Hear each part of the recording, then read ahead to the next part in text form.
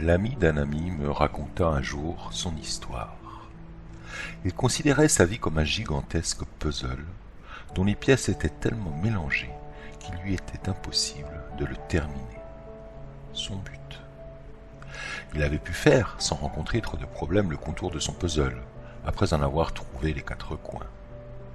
Il avait même pu trouver certaines pièces intérieures et les assembler, donnant ainsi naissance aux formes, dessins et figures les plus nettes qui étaient représentées sur ce puzzle. C'est ainsi qu'il se retrouvait avec un puzzle dont le cadre, dont les zones intérieures les plus faciles et les plus distinctes étaient faites. Il était encouragé par cette réussite momentanée. Seulement, le reste du puzzle représentait des mélanges de teintes et de couleurs qui se fondaient les unes dans les autres. L'ami de cet ami me conta qu'à ce moment précis, la difficulté était telle qu'il n'y arrivait plus, regardant avec envie le but commencé et inachevé qu'il s'était fixé. Il passait son temps, comme obnubilé, à regarder son tas de pièces, dans l'espoir d'y trouver la pièce qui lui permettrait de continuer son œuvre, son puzzle. C'est ainsi qu'il trifouillait, retournait, essayait encore et encore de trouver la pièce qu'il s'était fixé de trouver. Mais le temps passait, et plus il passait, plus il lui apportait souffrance et faisait résonner en lui de vieux trucs de son passé. Du moins, c'est ce qu'il me racontait.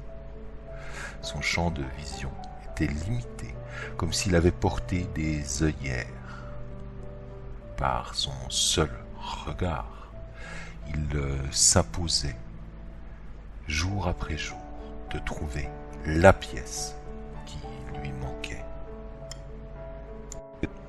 C'est ainsi qu'il se perdait dans les méandres tortueuses de ses pensées et ne voyait plus que la pièce, l'unique pièce qui lui permettrait de continuer son œuvre sans ombrage.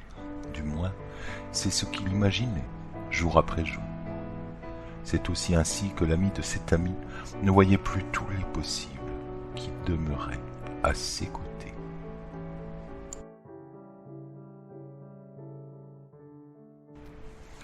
Pour terminer l'histoire de l'ami de cet ami, il me conta que finalement, il finit par trouver la solution, sa solution.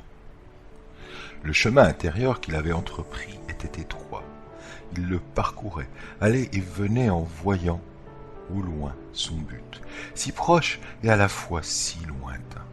Telle une montagne à gravir lui paraissait la pièce manquante, si haute, si impressionnante qu'il en percevait l'impossible.